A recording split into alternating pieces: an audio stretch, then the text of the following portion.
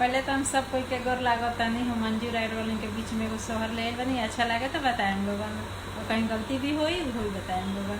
जुग जुग जिए सुलला नावा भवनावा की भाग जागल हो ए ललना राम दिहलन सुंदर लल्ला नावा अंगनावा के भाग जागल हो ए ललना राम दिहले कुलवा के दीपक मनवा में आस लागल हो।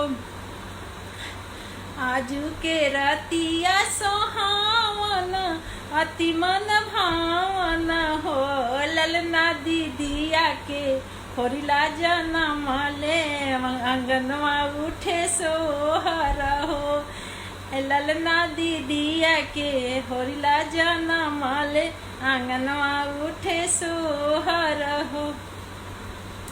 सासू सुहाग सासू बर भागिन मंगल गावेली धन लुटावेली हो ए ललना दुआरा पर बाजला बधाइया आंगनवा उठे सोहर हो ए ललना दुआरा पर बाजला बधाइया आंगनवा उठे सोहर हो।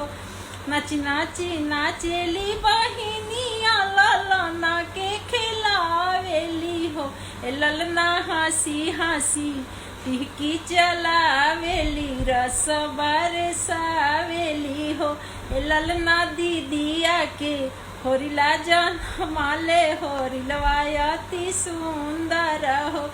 जुग जुग जिया सुलला नावा भवनावा की भाग जागल हो ललना राम दिहले कुलवा के दीपक मनवा में आस लागल हो। धन्यवाद।